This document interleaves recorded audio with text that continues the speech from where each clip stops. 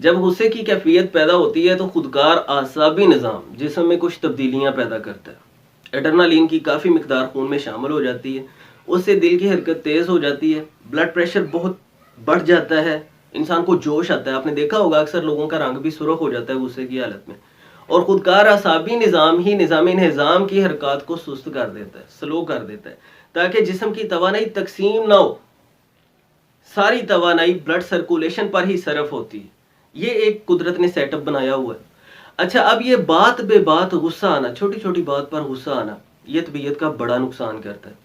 اس سے اعصابی کمزوری کا انسان شکار ہو جاتا ہے، قوت برداشت ختم ہو جاتی ہے، قوت فیصلہ ختم ہو جاتی ہے، ہر وقت ذہنی تناؤ کا شکار رہتا ہے انسان، سر درد کرتا رہتا ہے، نظام انہضام کمزور ہو جاتا ہے، چھوٹی سی بھی پریشانی پہنچے تو انسان مایوس سا ہو جاتا ہے، اور بہت جو ہے نا وہ چڑچڑی سی کیفیت پیدا ہو جاتی۔ لیکن ہم اس کا علاج کر سکتے ہیں، آپ اس کیفیت سے انشاءاللہ باہر آ سکتے ہیں، یہ میں اگلے کچھ منٹوں میں آپ کو سمجھانے والا ہوں۔ میرے پاس جو اکثر پیشنٹ آ کے شکایت کرتے ہیں، میں اپنے مشاہدے کی بات آپ کو بتانے والا ہوں۔ اکثر جو پیشنٹ میرے پاس آ کے شکایت کرتے ہیں کہ ہمیں غصہ بہت آتا ہے،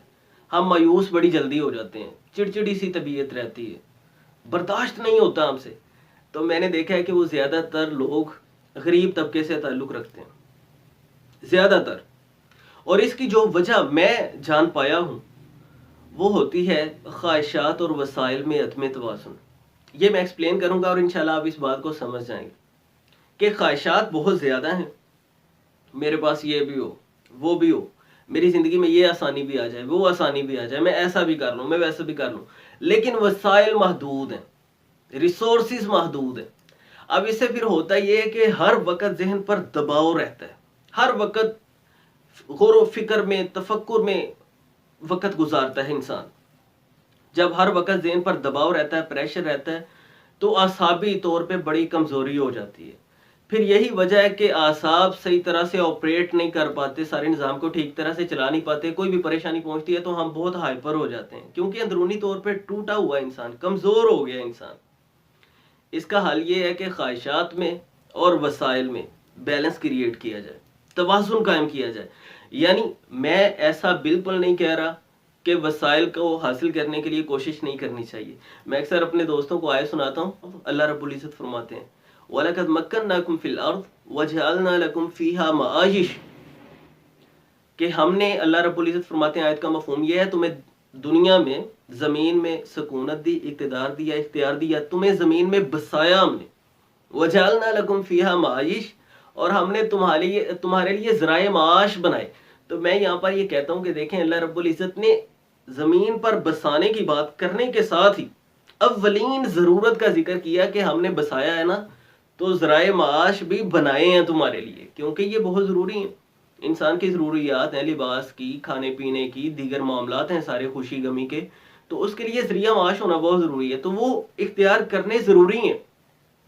میں وسائل کی نفی نہیں کر رہا، اس کے لیے ایفرٹس لگائیں، کوشش کریں، جتنا آپ کو اللہ رب العزت نے قوت دی ہے اسے صرف کریں، لیکن وسائل کا ہونا ضروری ہے، بہت زیادہ وسائل کا ہونا ضروری نہیں۔ جتنے وسائل ہوں اس کے مطابق انسان اپنی زندگی کو ایڈجسٹ کر سکتا ہے۔ جتنے آپ کے پاس وسائل ہیں اس کے مطابق زندگی کو ترتیب دیں، ہمیشہ اوپر ہی اوپر دیکھ کر خود کو پریشان مت رکھیں، اپنی خواہشات میں اور اپنے وسائل میں توازن قائم کر لیں، اس کے مطابق زندگی کو ایڈجسٹ کر لیں۔ اور اس کے لیے گولڈن رول رسول اللہ صلی اللہ علیہ وسلم نے بیان فرمایا، انظروا الی من هو اسفل منکم ولا تنظروا الی من هو فوقکم فهو اجدر الا تزدروا نعمت اللہ علیکم، کہ تم، رسول اللہ صلی اللہ علیہ وسلم نے فرمایا، حدیث کا مفہوم یہ ہے، صحیح البخاری کی روایت ہے، کہ جب کمپیئر کرنا چاہو خود کو وسائل کے معاملے میں، ریسورسز کے معاملے میں، دنیاوی آسانیوں کے معاملے میں، تو اپنے سے نیچے دیکھو۔ موٹر سائیکل والا کار والے کو دیکھ کے بس پریشان نہ رہے کہ ہائے کاش میرے پاس بھی یہ ہوتی، بلکہ وہ سائیکل والے کو دیکھے اور اللہ کا شکر کرے کہ یا اللہ تیرا شکر ہے میں اس سے زیادہ وسائل کا مالک ہوں۔ سائیکل والا پیدل کو دیکھے۔ اسی طرح آپ کے پاس 5 مرلہ کا گھر ہے تو 10 مرلہ والے کو دیکھ کے ہر وقت للچاتے نہیں رہیں، شکر کریں کہ لوگوں کے پاس 3 مرلہ کا بھی ہے۔ یہ دیکھیں کہ بعض لوگ کرائے پر پریشان ہو رہے ہیں، تو یہ تو اللہ تعالیٰ کا احسان ہے کہ اس نے آپ کو اپنی جگہ دی ہوئی ہے۔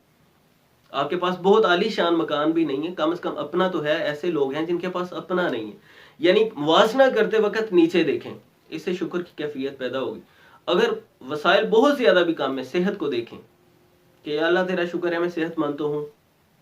لوگ بیمار بھی ہیں، بیمار بندہ معذور کو دیکھے، معذور اس سے زیادہ معذور کو دیکھے اور شکر کی کیفیت رکھے، اس سے نفسیاتی اطمینان ملے گا،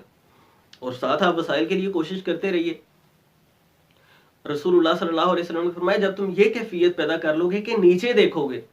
فَهُوَ أَجْدَرُ أَلَّا تَزْدَرُوا نِعْمَةَ اللَّهِ عَلَيْكُمْ، اس سے پھر ہوگا یہ کہ تم اللہ رب العزت کی نعمتوں کو حقیر نہیں جانو گے، ان کی قدردانی کرو گے۔